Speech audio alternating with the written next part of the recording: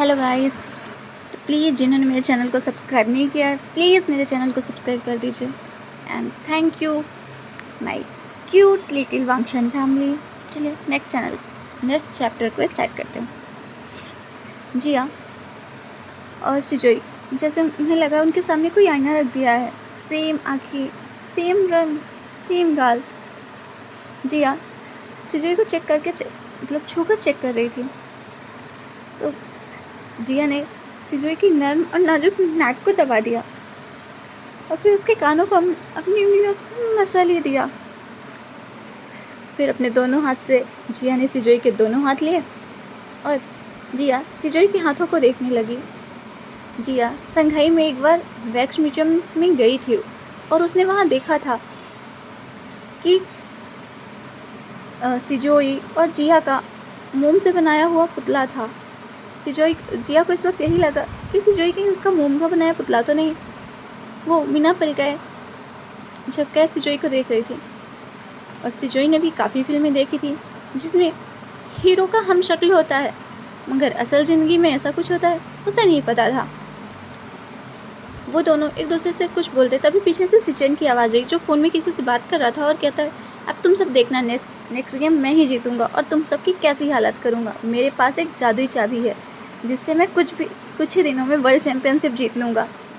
उधर सिचन की आवाज़ सुनते ही जिया ने सिजोई का हाथ पकड़ा और उसे लेकर कॉरिडोर से होते हुए स्टेयरकेस पर ले गई। 24th फ्लोर के स्टेयरकेस पर अक्सर कोई इस्तेमाल नहीं करता था। जिया नहीं चाहती थी कोई उन दोनों को साथ में देखे। पहले जिया खुद जानना चाहती थी कि सिजोई कौन है और यह कैसे हो सकता है कि दोनों एक जैसे हैं। दोनों एक दूसरे का हाथ पकड़े हुए सीढ़ियों पर बैठे थे। 5 मिनट तक दोनों बिना कुछ बोले एक दूसरे को देखते रहे। फिर दोनों की आंखों में एक ही सवाल था, यह कैसे हो सकता है। वे जिया ने अपनी चुप्पी तोड़ी और धीरे से सिजोई से पूछा, क्या तुम मेरे क्लोन हो। सिजोई इस सवाल को समझ तो नहीं पाया। उसने उल्टा जिया से सवाल कर दिया, क्लोन वो क्या होता है। जिया सिजोई के पाँव पर एक चपक लगाते हुए बोली, तुम क्लोन का मतलब नहीं जानते। साइंटिस्ट एक ह्यूमन की सारी क्वालिटीज जब कंप्यूटर में डालकर वैसा ही दूसरा ह्यूमन तैयार करते हैं तो उस दूसरे ह्यूमन को पहले ह्यूमन का क्लोन कहते हैं। सिजोई के चेहरे से साफ दिख रहा था कि वह जिया की बात बिल्कुल नहीं समझ पाया। जिया और सिजोई भले ही एक दूसरे के हमशक्ल थे लेकिन दोनों की पर्सनैलिटी में बहुत फ़र्क था। वे जिया अपनी उम्र के बच्चों से काफ़ी ज़्यादा स्मार्ट थी और वहीं सिजोई अपनी उम्र के बच्चों से थोड़ा कम स्मार्ट था। सिजोई ने अपनी नाक खुजाते हुए जिया से पूछा, तो क्या मैं तुम्हारा क्लोन हूँ। इस बात पर वे जिया खड़ी हो गई और स्टेयरकेस की रेलिंग को पकड़कर पाँव पटकते हुए कुछ सोचने लगी। कुछ देर बाद सोचने के बाद जिया ने अपना फैसला सिजोई को सुना दिया, नहीं, तुम मेरे क्लोन नहीं हो सकते क्योंकि my quality is that I am very smart and sorry to say but you are not, so तुम मेरे क्लोन तो नहीं हो सकते। फिर हम एक जैसे क्यों हैं। अभी दोनों बच्चे सोच ही रहे थे तभी स्टेयरकेस पर किसी की आने की आवाज़ आई। जिया ने सिजोई का हाथ पकड़ा और ऊपर से टेरेस पर लेकर चली गई। इधर विंग हॉस्पिटल से टैक्सी पर वापस आ रहा था। उसके मन में सिर्फ एक ही बात चल रही थी कि आंट का ऑपरेशन जल्द से जल्द करना होगा। उसके लिए उसे डॉक्टर बुशियान बनकर सबके सामने आना होगा। उसने अपने पर्स से फ़ोन लिया और डॉक्टर रेगो का कार्ड निकालकर उन्हें फ़ोन लगा दिया। जैसे ही डॉक्टर अग्रवाल ने फ़ोन उठाया, विंग ने उन्हें कहा, हेलो डॉक्टर, मैं जियांग बोल रहा हूँ। आंट के ऑपरेशन के बारे में आपसे 2 मिनट बात हो सकती है। डॉक्टर रे ने भी फ्रेंडली अंदाज में कह दिया, of course my dear, please go ahead. Wing ने बड़ी कॉन्फिडेंटली डॉक्टर रे से कहा कि आंट के ऑपरेशन की तैयारियां करिए, कल डॉक्टर बुशियान उन्हें ऑपरेट करने आ रहे हैं। डॉक्टर रे थोड़ा हैरान हुए और उन्होंने सोचा विंग ओवर कॉन्फिडेंस में यह बात कह रहा है। तो डॉक्टर रे ने विंग को समझाया, देखो विंग, मैं तुम्हारे इमोशन समझ सकता हूँ लेकिन डॉक्टर बुशियान सिर्फ चाइना के ही नहीं वर्ल्ड के बेस्ट न्यूरोसर्जन हैं। उनकी अपॉइंटमेंट मिलना इतना आसान नहीं है। मैं खुद एक डॉक्टर हूँ। मैंने खुद कितनी बार चाहा है वह आकर हमारे हॉस्पिटल में कोई सर्जरी परफॉर्म करे ताकि हमारे मेडिकल स्टूडेंट को भी उनसे कुछ सीखने का मौका मिले, मगर इतने सालों में आज तक मैं उन्हें नहीं बुला पाया। डॉक्टर एक ही बात काट कर बीच में ही विंग बोला, डॉक्टर प्लीज़ डोंट वरी, मैं उन्हें मेल कर दिया हूँ और आई एम श्योर वो आ जाएंगे। डॉक्टर बुशियान कल आपके हॉस्पिटल आ रहे हैं तो आप आंट के ऑपरेशन की तैयारी कीजिए। उनकी तरफ से आपको कंफर्मेशन मेल आता ही होगा। डॉक्टर रे विंग के साथ ज़्यादा आर्ग्यू नहीं करते और ठीक है कहकर फिर जब उनका मेल आएगा तब मैं सारी तैयारियां शुरू कर दूंगा, डोंट वरी। फ़ोन कट कर देते हैं। विंग एक कंफर्मेशन मेल टाइप किया और डॉक्टर बुशियान वाले अकाउंट से डॉक्टर रे को भेज दिया। इधर होटल में बेजिया और सिजोई जो टेरेस पर टैंक के पास छुपे थे कि वहाँ उन्हें कोई देख न ले, अभी टैंक के नीचे दोनों बैठे थे। सिजोई ने जिया से पूछा, हम दोनों इस तरह छुप क्यों रहे हैं? इस सवाल पर जिया ने अपना हाथ अपने सर पर मारा और कहा, स्टूपिड बॉय, गॉड ने हमें सुपर पावर दी है, हम किसी से को यह बात बताकर अपनी पावर खत्म नहीं कर सकते। सिजोई जिया की इस बात पर हैरान होकर बोला, हमारे पास क्या सुपर पावर है? जिया ने सिजोई को उसके घुटनों पर बैठने का इशारा किया और उसे समझाने लगी, अगर हम किसी को ये ना बताएं कि हम दो हैं तो सोचो हम क्या नहीं कर सकते। हम एक साथ दो जगह पर प्रेजेंट हो सकते हैं, जैसे कोई जादूगर एक कपबोर्ड में जाएगा तो दूसरा केस में से निकलेगा, एग्ज़ाम में लिखूंगी, मार्क्स तुम्हें मिलेंगे। सिजोई को जिया की बातें किसी फेरी टेल जैसी लग रही थी। उसने जिया से पूछा, क्या ये सब कुछ सच में हो सकता है? तो जिया ने भी सिजोई की पीठ थपथपाकर कहा, यस, ये सब कुछ हो सकता है अगर तुम वह करो जो मैं कहती हूँ। तो बोलो, क्या तुम मेरा साथ दोगे? सिजोई जिया की बातों से इतना इम्प्रेस था कि उसने तुरंत अपना सर हिला दिया। तो जिया ने भी सिजोई के हाथ से अपना हाई फाई दिया और बोला, we are a team now. इधर यह सुनकर सिजोई को एक स्माइल आ गई। सिजोई ने धीमे कहा, कैन वी फ्रेंड्स? जिया ने मुस्कुराकर सिजोई से कहा, of course we are friends. तभी जिया को इस बात का एहसास हुआ कि वह अपने नए दोस्त से काफ़ी वक्त से बातें कर रही है, मगर उसे उसका नाम नहीं पता। जिया ने भी अपना हाथ आगे बढ़ाकर सिजोई से कहा, आई एम जिया, और तुम्हारा नाम क्या है?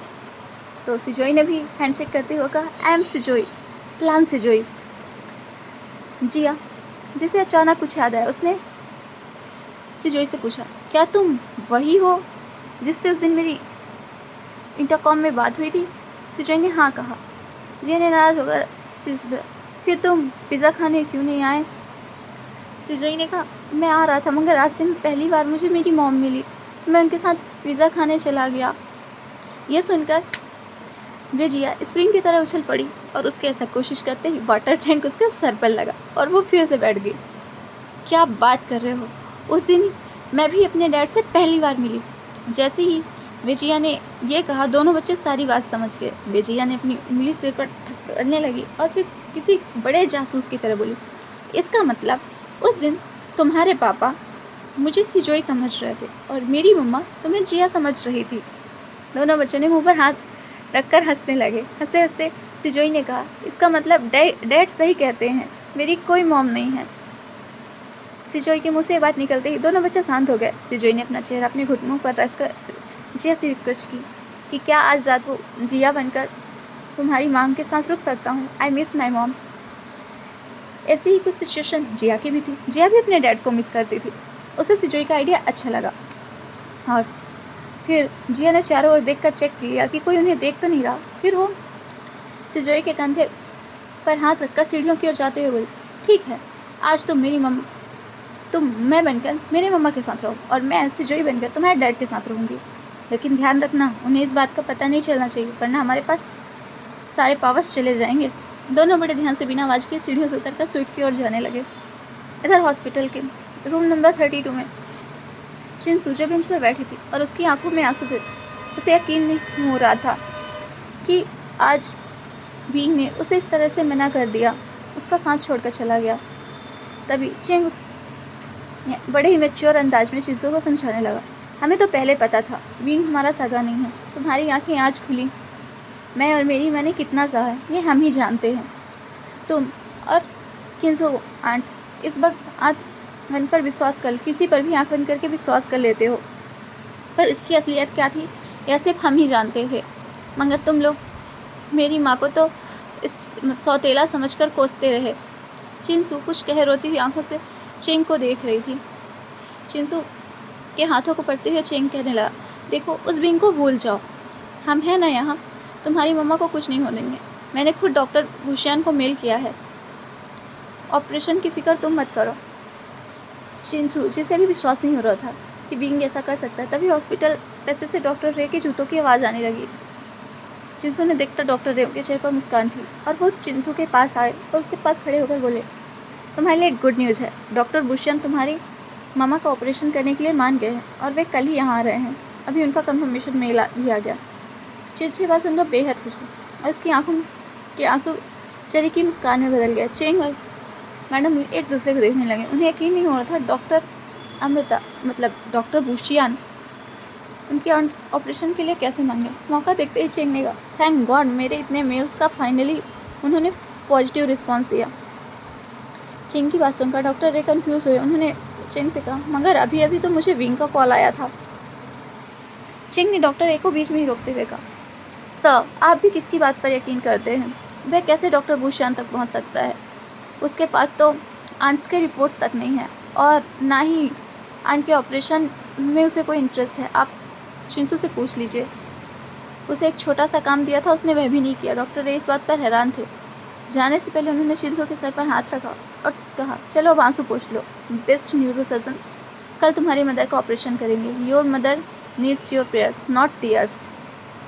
इतना कहकर डॉक्टर रे वहाँ से जाने लगे। तभी चिंग ने उनका रास्ता रोककर उनसे कहा, sir if you don't mind कल डॉक्टर बुशियन को मैसेज कर सकता हूँ? डॉक्टर रे ने कुछ सोचने के बाद जवाब दिया, well sure I will put your name on the list. और उन्हें एक जूनियर डॉक्टर्स की टीम की तो ज़रूरत होगी। चेंगे सुनकर खुश हो गया। वह भूल गया कि हॉस्पिटल में खड़ा है। वो ज़ोर ज़ोर से सबको बताने लगा, सुना तुमने, मैं कल डॉक्टर बुशियन को असिस्ट करने वाला हूँ। चिंसू सुना तुमने? मॉम क्या आपने सुना? I am going to assist the best neurosurgeon of the China अंदर होटल में। जिया और सिजोई जो अपने कपड़े आपस में बदल चुके लिए। जिया सिजोई को फाइनल टिप्स देते हुए बोली, देखो चाहे कुछ भी हो जाए मम्मा को पता नहीं चलना चाहिए। अगर वो तुमसे कोई सवाल पूछे और तुम्हें उसका जवाब ना पता हो तो तुम अपने फ़ोन को चलाने लगना और अगर कोई भी गड़बड़ हो तो मुझे फ़ोन कर लेना। इस पर सिजोई थोड़ा घबरा गया और वो जिया से बोला, मगर मैं तुम्हें फ़ोन कैसे करूँगा, मेरे पास तो फ़ोन नहीं है। जिया सिजोई की बात सुनकर चौंक गई और बोली, ओफो इतने बड़े हो गए फिर भी तुम्हारे पास फ़ोन नहीं है। एनीवेज तुम मेरा फ़ोन रखो, आई विल मैनेज। जिया सिजोई का हाथ में अपना फ़ोन रखा और फिर वो फ्लोर की लॉबी का दरवाज़ा खोलकर चेक करने लगी। तभी वहाँ पर कोई आया। उसने देखा सिचन ठीक उसके सामने था। सिचन दोनों हाथ अपनी कमर पर रखे थे और उसने जिया की आंखों में आंखें डालकर कहा, समझ गया, मैं सब समझ गया। जिया ने भी सिचन की ओर देखते हुए कहा, क्या समझ गए? और जिया ने धीरे से सिजोई को दरवाजे के पीछे धकेल दिया और उसे अपनी की भी दे दी।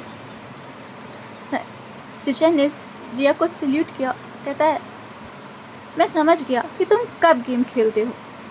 चोरी छुपे घर से बाहर जाते हो और फिर टेरेस पे जाकर गेम खेलते हो। मतलब इतने टाइम से यह सब तुम मेरी आंखों के सामने ही कर रहे थे, लेकिन मुझे पता नहीं चला मैं कितना ज़्यादा बेवकूफ़ हूँ और तुम अल्ट्रा जीनियस। लेकिन इस वक्त मैं सिर्फ तुम्हारा अंकल हूँ और तुम अभी अंदर चलो। वो खड़ूस मिस मैरी आ चुकी हैं तुम्हें पढ़ाने, बहुत गुस्से में हैं, कब से तुम्हारा वेट कर रही हैं। सिचन जो जिया का हाथ पकड़कर उसे स्वीट के अंदर ले गया। अंदर जाते ही जिया ने देखा भले ही उसके स्वीट की बनावट एक जैसी थी मगर सजावट में बहुत फर्क था। हर चीज़ एक तरीके से रखी हुई थी। ऐसा लग रहा था जैसे रूम के फर्नीचर को भी डिसिप्लिन में रहने की वार्निंग दी गई हो। जिया डाइनिंग टेबल पर सर पर हाथ रखी हुई एक औरत दिखी जो जिया को देखते ही गुस्से से चेयर से उठी और बेडरूम में चली गई।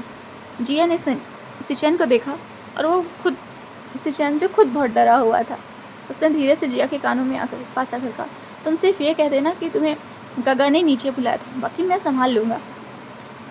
ये कहते हुए सिचन ने जिया को बेडरूम में जाने का इशारा किया। मिस मैरी ने राइटिंग टेबल पर रखी रूलर को उठा ली और अब फिर अपने गुस्से को काबू में कर लिया और अपने साथ अंजन ने जिया से कहा, बेवकूफ़ तो तुम ही हो ही, लेकिन अब बदतमीज़ भी हो गए हो। पिछले आधे घंटे से मैं तुम्हारा इंतज़ार कर रही थी और तुम आने में के बाद सॉरी भी नहीं कहते।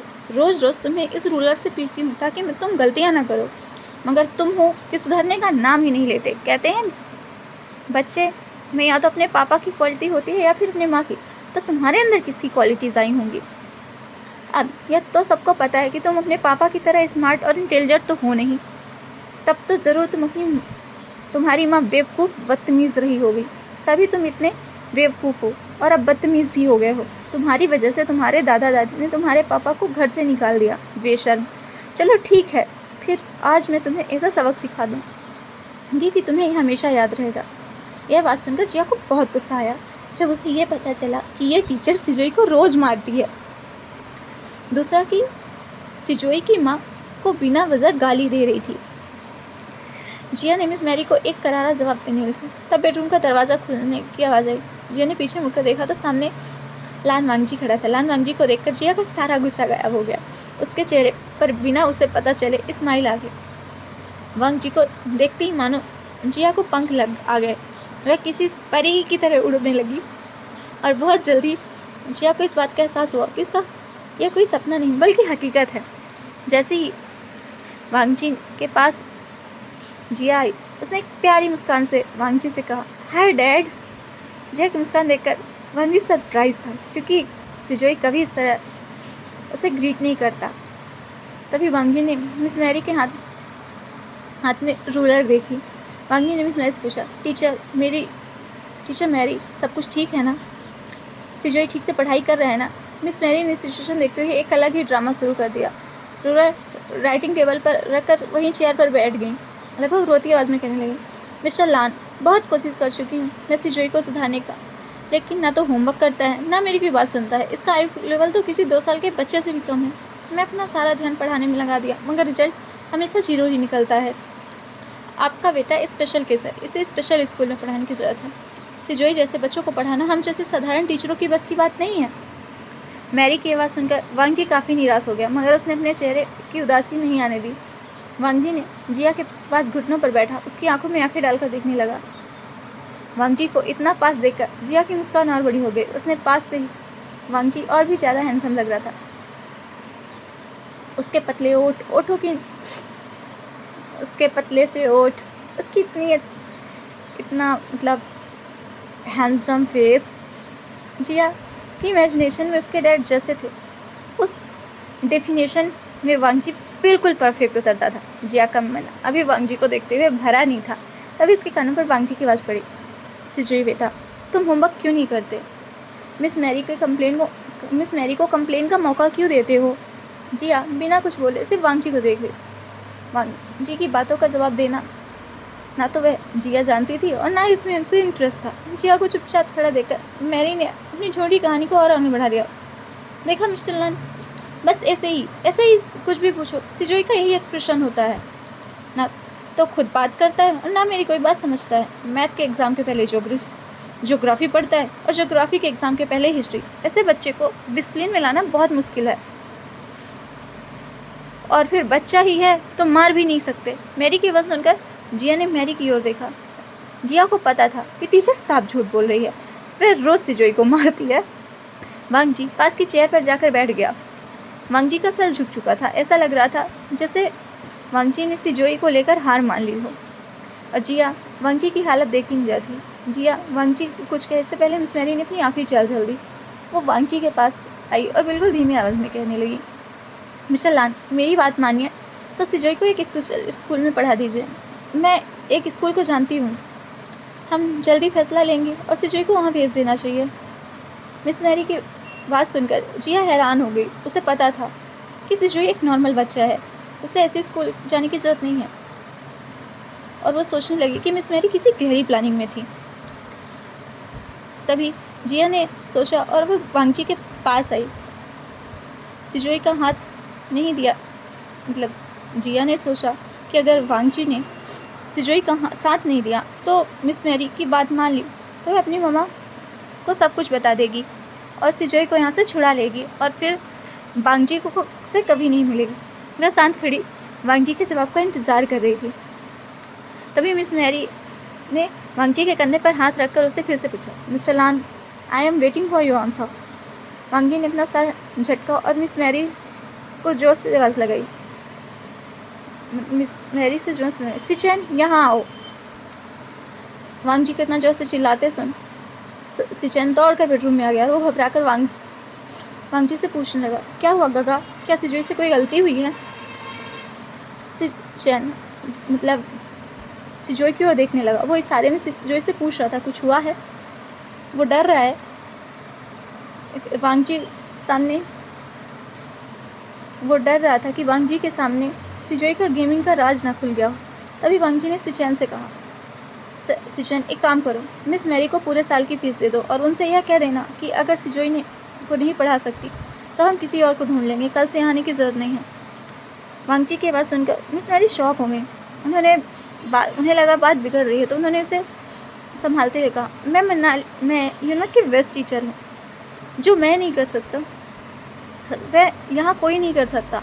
बाकी जो आपको ठीक लगता है वह कीजिए। आपका बेटा है, आपकी मर्जी, आपका फ़र्ज बनता है आप उसका भविष्य कैसे बनाना चाहते हैं। यह कहकर मिस मैरी कमरे से बाहर जाने लगी। तभी जिया को लगा कि मिस मैरी को इस तरह बिना किसी सज़ा दिए यहाँ से जाना सिजोई के लिए अच्छा नहीं होगा, तो उसने भी ड्रामा शुरू कर दिया।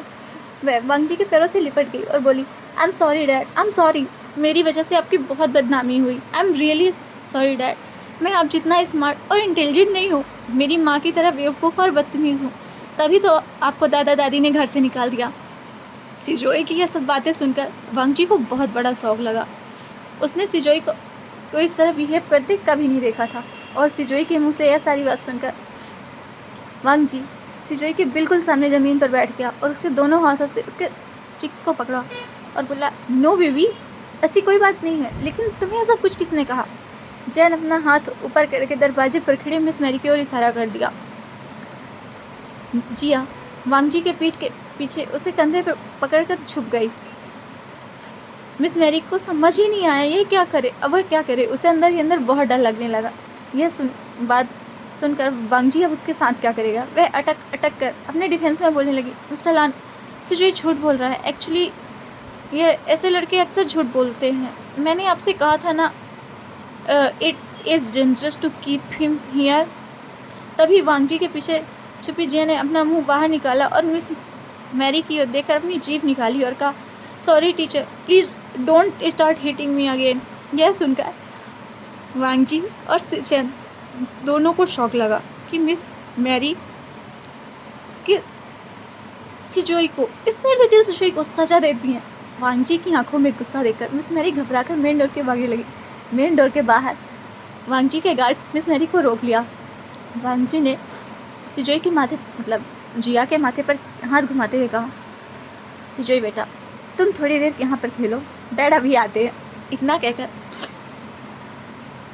सिजोई को वहीं छोड़कर सिचेन के साथ बेडरूम का दरवाज़ा बंद करते हुए वांगजी बाहर चला गया।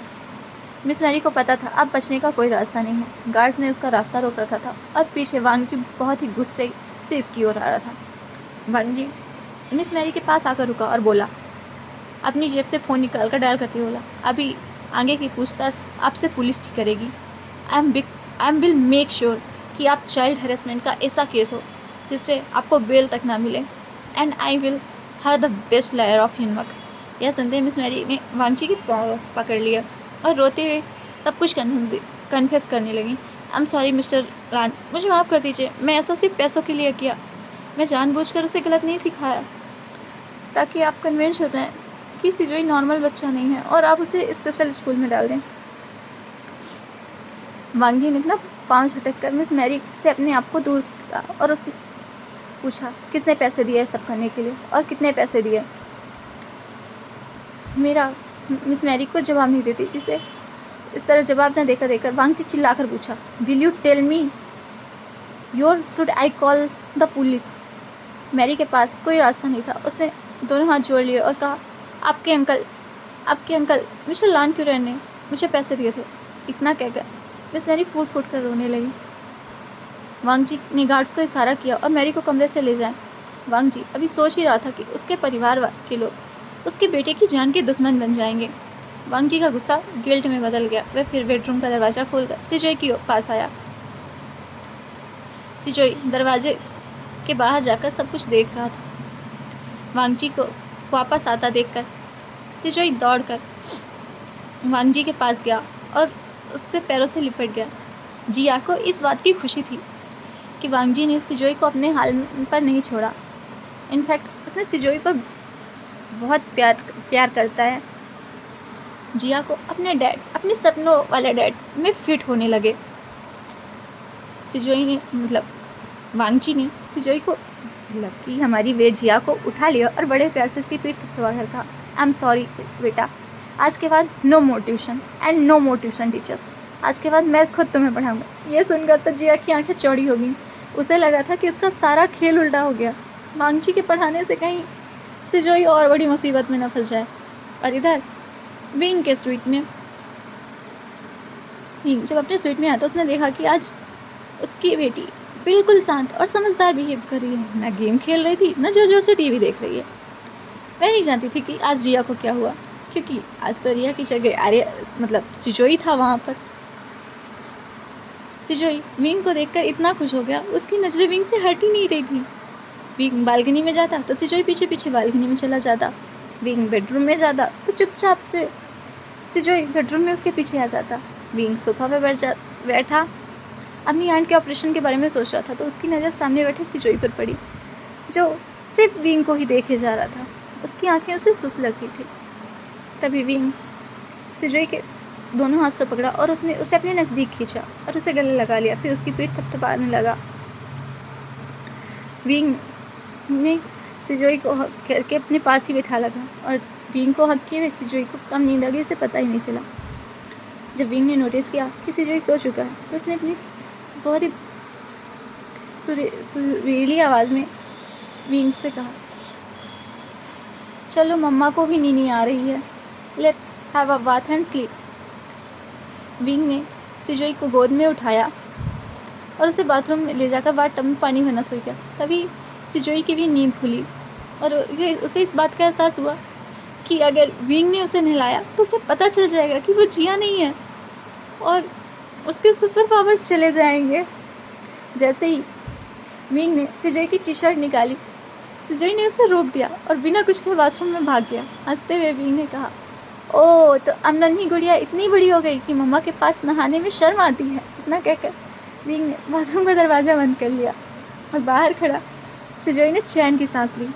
सिजोई ने अलमारी से जिया के कपड़े लिए और उन्हें पहन ले विंग के आने से पहले ही कपड़े बदल लिया। जैसे ही बाथरूम से पानी की आवाज़ बंद हुई, सिजोई बेड पर जाकर लेट गया और उसने अपनी आंखें बंद कर ली। विंग बाहर आया, उसने देखा जिया ऑलरेडी सो चुकी है। उसने रिमोट से एसी का टेम्परेचर कम किया और जिया को चादर उठाई और उसके माथे पर हाथ फेरा और उसे किस किया। सिजोई जिसकी आंखें बंद थी मगर वो जाग रहा था माँ के इस प्यार को सिजोई ने बचपन से मिस किया था। आज जैसे उसका सपना पूरा हो रहा था, पर उसे इस बात का डर था कि आंखें खुलते ही उसका सपना टूट न जाए। तभी जिया का फ़ोन जो सिजोई के पास था अपने पिलो के नीचे रखा था, वह वाइब्रेट होने लगा। सिजोई ने एक आँख खोलकर देखा, मोबाइल स्क्रीन पर सिजोई के ही लैंडलाइन का नंबर फ्लैश हुआ। सिजोई बहुत डर गया, कहीं विंग ने फ़ोन उठा लिया और विंग ने जिया की आवाज़ सुनी तो उनकी पोल खुल जाएगी। जैसे ही विंग ने फ़ोन लेने की कोशिश की सिजोई ने करवट बदली और बिल्कुल उसके ऊपर सो गया। तभी फ़ोन का वाइब्रेशन होना भी बंद हो गया। विंग जो जिया की नींद नहीं तोड़ना चाहता था, इसलिए उसने सोचा कि जो भी होगा सुबह दोबारा कॉल ले लेगा। क्योंकि विंग अपने आंट को ऑपरेशन करना था इसलिए उसे पूरी नींद लेनी थी, इसलिए वो भी सो गया। इधर दूसरे दिन जिया जो सिजोई को फ़ोन लगाने की कोशिश कर रही थी, उनका सिजोई जवाब नहीं दे रहा था। जिया को इस बात से घबराई थी कि वांगजी ने कहा है कि अब वो खुद उसे पढ़ाएगा। यूँ तो जिया पढ़ाई में बहुत अच्छी थी, खुद 6 साल की थी, मगर अपनी उम्र से 2 साल बड़े बच्चों की मैथ्स प्रॉब्लम आसानी से सॉल्व कर लेती। मगर यहाँ उसे सिजोई जैसा लगना था। उसे जानबूझकर दिखाना होगा कि उसे प्रश्न के आंसर नहीं आते। उसे ऐसा करना बहुत मुश्किल था। जिया किसी तरकीब के बारे में सोच रही थी, तभी वांगजी फ़ोन पर बातें करता हुआ बेडरूम में आ गया और वांगजी ने फ़ोन पर किसी को इंस्ट्रक्शन दिया। प्रॉफिट कम होने का मतलब नहीं है कि मार्केट में हमारी क्रेडिट कम हो गई है। लान ग्रुप ऑफ कंपनीज अपनी गुडविल पर चलती हैं, ना कि शेयर मार्केट के उतार चढ़ाव पर। आप क्वालिटी पर ध्यान दीजिए, प्रॉफिट पर अपने आप होगा। वांगजी की भारी आवाज़ सुनकर जिया का टेंशन एकदम से गायब हो गया। जिया को इस बात का यकीन हो चुका था, अगर इस दुनिया में कोई उसका डैड है तो वो बस वांगजी ही है। वांगजी ने फ़ोन काट कर राइटिंग डेस्क के ड्रॉअर पे जनरल नॉलेज की एक बुक निकाली और उसके पन्ने पलटते हुए बैठ गया और जिया को ध्यान से देखने लगा। और जिया से वो जो भी सवाल करता, जिया उसके बिना सुने गलत आंसर दे देती। पर जिया ऐसा कर नहीं पा रही थी, वो कई बार सही आंसर भी दे रही थी। बागजी ने सिजोई की तारीफ करते हुए कहा, that's a right answer, well done Sijoi. Sijoi का नाम सुनते ही जिया को अचानक रियलाइज हुआ सिजोई की तरह जवाब देना है। वह हर क्वेश्चन का आंसर राइट नहीं दे सकती, पर उसे गलत आंसर देने की प्रैक्टिस भी नहीं थी। तभी वांगजी ने पन्ना उलट लिया और दूसरा सवाल पूछने लगा। जवाब मुंह में होते हुए भी जिया सोचने पर मजबूर थी कि वो क्या करे, और उसने गलत आंसर दिया। जवाब सुनते ही वांगजी की मुस्कान गायब हो जाती। अब वांगजी के साथ यही चल रहा था और जिया जो कंफ्यूज थी, उसे समझ नहीं आ रहा था अब वे क्या करे। उसने अपनी उंगलियां दांतों में दबाई और कान पकड़कर वांगजी से कहने लगा, हाँ हाँ याद था, आई एम सॉरी, मैं दरअसल भूल गया। जैसे ही वांगजी ने जिया के मुंह से यह सुना, वह खड़ा हो गया और उसने सिजोई को अपने को एक लड़की की तरह एड्रेस कर रहा। उसे वह दिन याद आया जब सिजोई लेटरिन वॉशरूम में गया था। अचानक जिया को अपनी गलती का एहसास हुआ और उसने अपने आप को करेक्ट करते हुए कहा, सॉरी मैं भूल गया था। रोहित ने वांगजी ने किताब बंद की और उसने डॉक्टर रे को की बात याद आई। बिन माँ के बच्चे कभी कभी ऐसी मानसिक परिस्थितियों का शिकार होते हैं। वांगजी को लगा कि मिस मैरी के टॉर्चर की वजह से शायद सिजोई को मानसिक तकलीफ पहुंची है। वो जिया के पास गया और बिना बात के बिल्कुल बगल में बैठ गया। वांगजी जिया को समझाने लगा, देखो Sijoi, I promise you miss Mary अब वापस कभी नहीं आएंगी। मैं जल्द से जल्द तुम्हें किसी अच्छे स्कूल में एडमिट करवा दूंगा। वहाँ तुम जैसे प्यारे प्यारे बच्चे होंगे जिन्हें तुम अपना दोस्त बनाना। यह सुनते ही जिया ने बड़े प्यास हुए, डैड अगर आप मेरे साथ हो तो मुझे किसी दोस्त की जरूरत नहीं है, लव यू डैड। ये कहकर जिया ने वांगजी को हक कर लिया। जिया आंखें बंद करके बोली, क्या आप कभी मॉम को मिस नहीं करते? आप और मम्मा एक साथ क्यों नहीं रहते? वांगजी यह सुनकर थोड़ा डिस्टर्ब हुआ। उसने सिजोई को इससे पहले ऐसी बातें करते ही नहीं सुना था। उसने जिया को अपने बाहों में उठाया और उसे बेड पर लेकर लेट गया। वांगजी जिया का हाथ पकड़कर उसे कहा, I think you need some rest, अभी सो जाओ, हम सुबह बात करेंगे। इतना कहकर वांगजी ने कमरे की लाइट ऑफ कर दी और वो बेडरूम से बाहर चला गया। बेडरूम के बाहर जाते ही वांगजी बालकनी में चले गया। उसे चिंता हो रही थी सिजोई की दिन ब दिन बढ़ रही प्रॉब्लम की बात। तभी उसे एक बात याद आई कि विंग ने नीचे लॉबी में वांगजी को वार्न किया था कि उसकी टीचर उसके बेबी को टॉर्चर करती है। वह सोचने लगा, आखिर ये सारी बातें विंग को कैसे पता चली? क्या सिजोई किसी तरह से विंग से कनेक्ट था? और अगर था तो कैसे? वांगजी रूम में आया और सिचैन को आवाज़ लगाई, सिचैन इसी वक्त यहाँ आया। सिचैन अपने बेडरूम से दौड़ता हुआ बाहर आया। उसके हाथ में पॉपकॉर्न और एक हाथ में फ़ोन था जिस पर वो गेम खेल रहा था। सिचैन ने वांगजी से पूछा, एस गगा क्या हुआ? सिचैन ने वांगजी ने सिचैन के हाथ से फ़ोन छीना और पॉपकॉर्न को टेबल पर रखा। उसके बाद वांगजी ने सिचैन से कड़क आवाज़ में पूछा, तुम्हारा ध्यान कहाँ रहता है? दिन भर कान में हेडफोन लगाए फ़ोन में घुसे रहते हो। तुम्हें पता है सिजोई दिन भर क्या करता है, किससे मिलता है, किससे बातें करता है? वांगजी की बातें सुनकर सिचैन का तो चेहरा बिल्कुल सूख गया। उसे लगा कि कहीं वांगजी को सिजोई की गेमिंग हैबिट के बारे में तो नहीं पता चल गया।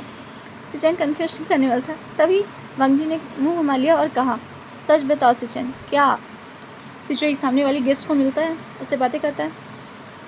सिचैन वांगजी के सवाल को सुनकर थोड़ी राहत महसूस की और अपना पॉपकॉर्न टेबल से उठाया और एक दो पॉपकॉर्न मुंह में डालकर कहा, बोला, गगा कैसी बातें करते हैं आप? सिजोई सारा दिन घर में रहता है और वह कैसे उस लेडी से मिल सकता है? ना ही वह लेडी हम ओमेगा, सॉरी मैंने लेडी कहा बट यहाँ पे ओमेगा है, ना ही वह ओमेगा हमारे स्वीट में आया है।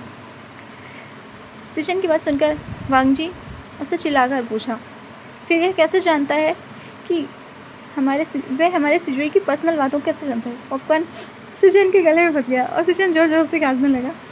वांगजी डाइनिंग टेबल पर रखा पानी का जग उठाया और उसे सिचैन की ओर देते हुए कहा, फिर क्या वह हमारे सिजोई से फ़ोन पर बातें करते हैं? यह कहते ही वांगजी फिर से सिजोई के बेडरूम में तरफ गया। धीरे से दरवाज़ा खोलकर देखा जिया जो बेड पर सो गई थी। धीरे से उसने लैंडलाइन को फ़ोन की ओर बढ़ा और उसने रिसीवर उठाया और ये डायल बटन दबा। फ़ोन पर स्क्रीन पर मोबाइल नंबर फ्लैश हुआ। वांगजी को का सच निकला कि सिजोई फ़ोन पर किसी से बात करता है। वो परेशान होकर बेडरूम से बाहर निकला।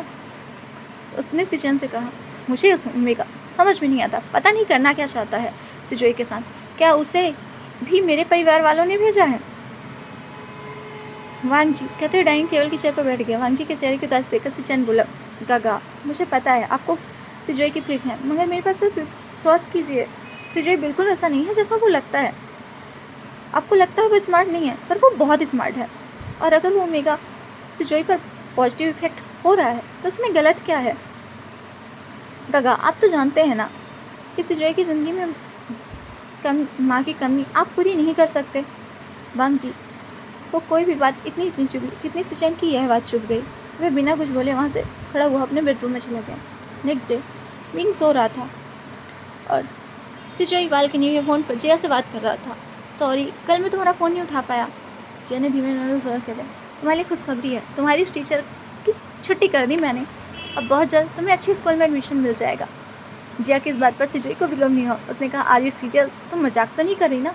जिया ने इरिटेट होकर कहा, ऐसा मजाक कौन करता है? जिया ने यही कहा था कि उसे दरवाज़ा खोलने की आवाज़ आई। जिया ने झट से फ़ोन रख दिया और दरवाजे की ओर देखा तो सामने वांगजी खड़ा हुआ था, जो एक्सरसाइज करके भी आया था। वांगजी को देखते ही जिया ने एक बड़ी मुस्कान देकर कहा, वाओ डैड, आज तो आप बहुत ज़्यादा हैंडसम लग रहे हो। सिजोई की आवाज़ सुनकर वांगजी के चेहरे पर स्माइल आ गई और वह जिया के बगल में आकर बैठ गया और अपनी उंगलियों से जिया की नाक को पकड़कर बोला, तुम भी कुछ कम हैंडसम नहीं हो। यह बात सुनकर जिया की हंसी निकल गई। उसने जवाब दिया, मैं हैंडसम नहीं, ब्यूटीफुल हूँ। क्या आप जानते हैं, मैं बड़ी होकर बहुत अच्छी हीरोइन बनना चाहती हूँ। जिया की बात सुनकर वांगजी काफ़ी परेशान हो गया। उसे पिछली बार जब सिजोई ने ऐसा बिहेव किया था तो सुबह उठकर नॉर्मल हो गया था, पर आज तो वो नॉर्मल भी नहीं हुआ। फिर उसने पूछा, सिजोई बेटा, आर यू ऑल राइट? तुम ठीक हो ना? जिया बेड पर खड़ी हुई और बोली, आई एम एब्सोल्युटली फाइन। मुझे क्या होगा, मुझे भूख लगी है। यह कहकर जिया ने वांगजी को घूमने का इशारा किया। जैसे ही वांगजी घूमा, जिया उसकी पीठ पर छलांग लगाई और कहा, क्या आप मुझे ब्रेकफास्ट टेबल पर ले जाएंगे प्लीज़?